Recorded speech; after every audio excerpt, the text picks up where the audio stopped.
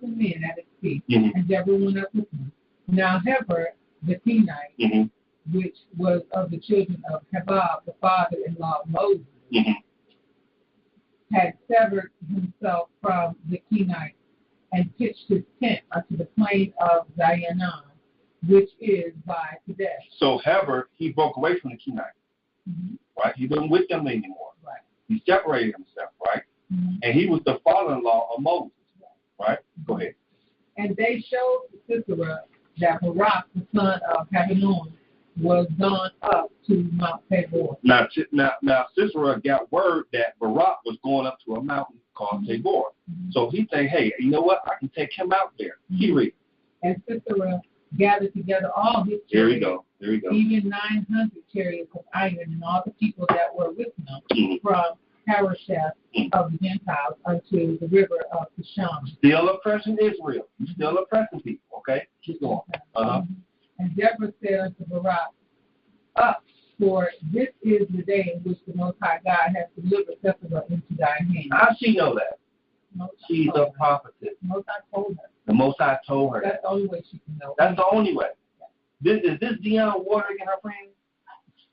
I don't know who they worship. This is a prophetess that takes instruction from the Most High God, a higher and a higher. The same God of Abraham, Isaac, and Jacob. My God. Okay? The Most High has not changed. He's the same today, yesterday, and forever. Keep going, Father. In the middle of verse 14 in Judges chapter 4. Right. Is not the Most High God gone out before thee? So Barak went down from Mount Tabor, and 10,000 men after him. And the Most High discomfited Sisera and all his chariots and all his hosts with the edge of the sword before Barak, so that Sisera lighted down off his chariot and fled away on his feet. Now Sisera getting away. Now see, this is what the Lord discomfited, right? Sisera and all his chariots. For some reason, how it happened, okay, what had happened was the Most High intervened, those horses threw them off the chariot. Okay? All right, and Sisera got to running. He think he'll get away. This man is being held at sword point. That's what's going on. Keep reading, Prophet. Verse 16. But Barak pursued after the chariot and after the host unto Harosheth of the Gentiles, and all of the host of Sisera fell upon the edge of the sword, and there was not a man left. Watch who you go into battle with. Make sure that person is of dignity and character and doing of righteousness. All the men that followed this guy Sisera. Now remember, for 20 years they've been oppressing Israel. Your oppression on a certain people is not going to last forever. You think it's going to continue? These are the Most High's people. Brothers and sisters, you think wickedness is going to continue to oppress the Most High's people? You think he's going to let it continue? God forbid. They got what was coming to them. How many was left, Prophet? Howbeit Sisera fled away on his feet to the tent of Jael, the wife of Heber. Wait a minute. Go back. Oh, they said not a man was left. Now a man was left. And there was not a man left. Everybody got a role to play. Go ahead, Prophet. I'm going to read. Howbeit Sisera fled away on his feet to the tent of Jael, the wife of Jael, the wife of Heber. The Kenite. The Kenite, right? Who is Heber? The wife. Heber is the one from Sisera, right? Right. Go read verse 11. He was the one that separated from the Kenite, and he was the son-in-law. The father-in-law of Moses. That's Heber? Yeah. He had his wife. Go read verse 11 right there real quick. Okay. Now Heber the Kenite, which was of the children of Habab, the father-in-law of Moses. So the children of Habab, the father-in-law of Moses. So he wasn't the father-in-law. He was the children of Habab. Right, he's one of the children of Habab. But in the beginning of verse 11, now Heber, right? The Kenite. The Kenite. And then you go right back over to verse 17. What does it say? Which was of the children of Habab, the father-in-law of Moses. Right, the father-in-law of Moses. So verse 17, what did Sisera run to? He ran right into. Howbeit Sisera fled away on his foot of the tent of Jael, the wife of Heber, the Kenite. Right. For there was peace between Jabin, the king of Hazor, and the house of Heber, the Kenite. Okay. And Jael went out to meet Sisera, and said unto him, Turn in, my lord, turn in to me, fear not. And when he had turned in unto her into the tent, she covered him with a mantle. With a rug or a mantle, right? Now, what's going on here, brothers and sisters? She's hiding them, right? But remember now, this wife is married to the father-in-law of Moses, Heber, H-E-B-E-R. She's married to him. And she already got word that you've been oppressing the children of Israel. The Most High will use who he wants to use. Keep reading it, prophet. 19. And he said unto her, Give me, I pray thee, a little water to drink, for I am thirsty. And she opened the bottle of milk and gave him drink. I know why he's thirsty. He's been running. Barak been chasing him. He's been running. Go ahead. And covered him. Again he said unto her, Stand in the door of the tent, and it shall be, when any man doth come and inquire of thee, and say, Is there any man here? That thou shalt say, No. You know what? You want me to lie for you too? You wicked man. You want me to stand up on the tent. Any man walk by, if somebody walking by say, Hey, is there a guy in there? You want me to say no, so you want me to lie to protect you? Look, keep reading something. Then Jael, Heber's wife, took a nail of the tent and took a hammer in her hand and went softly unto him and smote the nail into his temple and fastened it into the ground, for he was fast asleep and weary, so he died. Oh my God. I remember the name. I know what she did.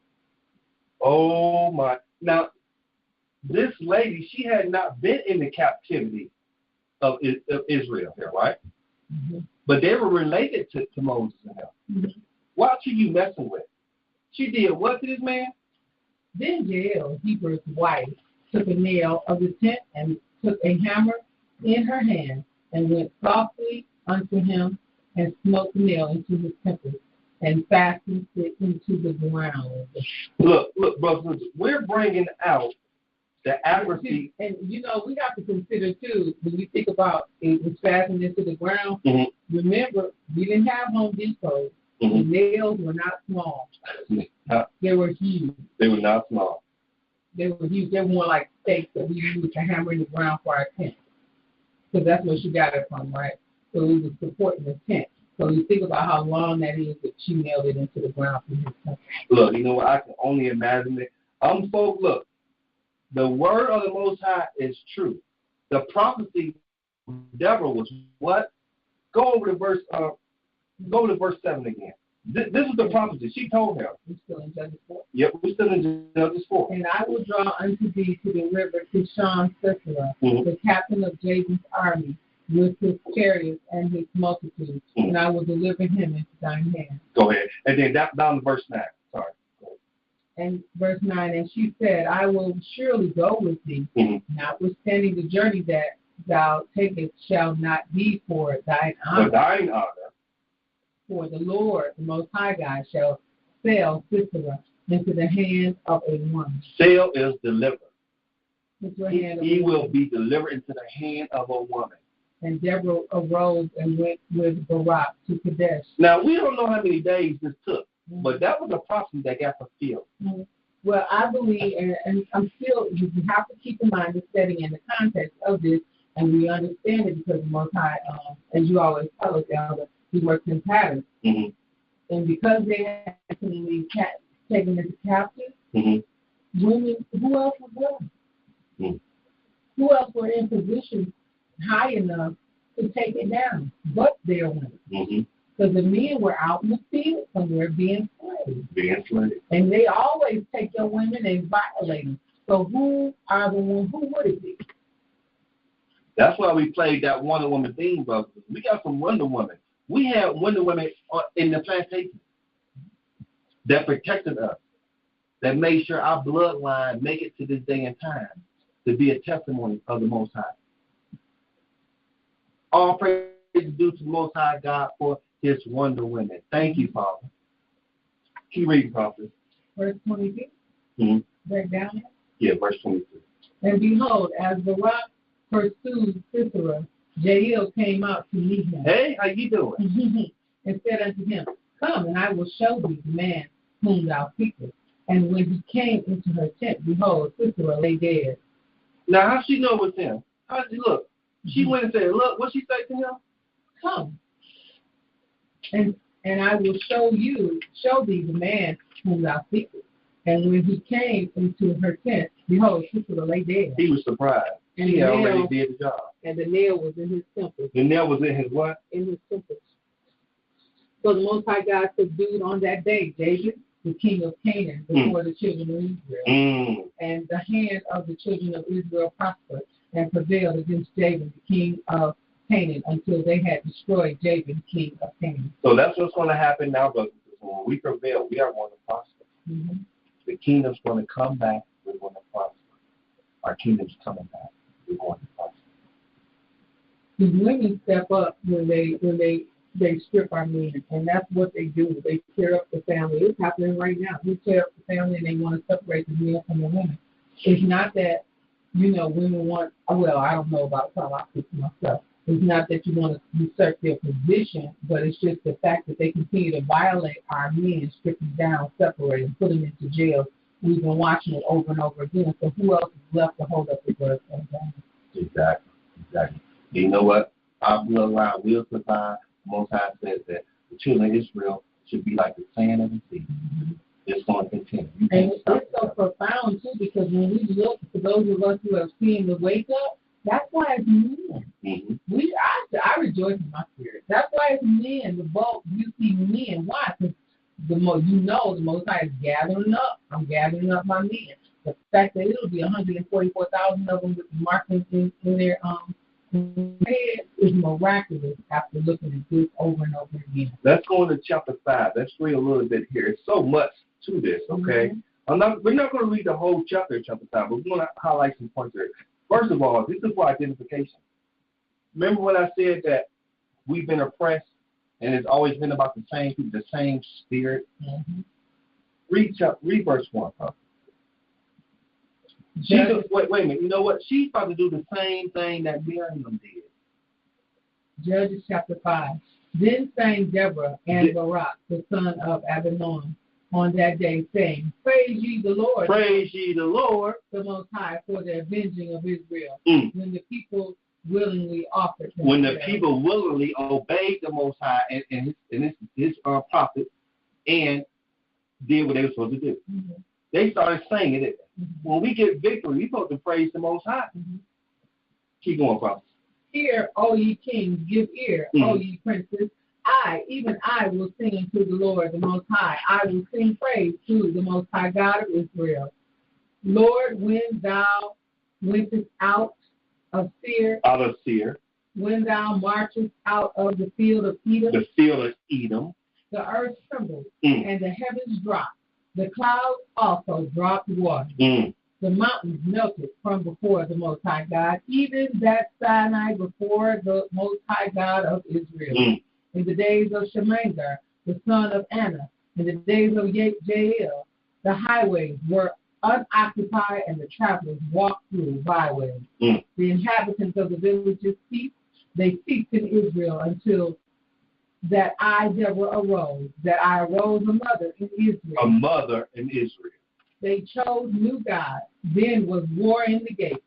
Was there a shield or spear seen among 40,000 in Israel? My heart is toward the governors of Israel that offer themselves willingly among the people. Bless ye the Lord. She's giving praise to the Most High God for the men stepping up. We got to stand up, man.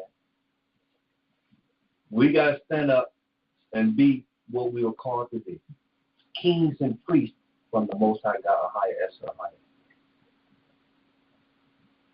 Choose you this day, Israel, whom you will serve. You either going to serve the Most High or Satan. It's no if it ends about it. You either serve the God of the Bible, which is higher, or something else, which is Satan. There is no in between.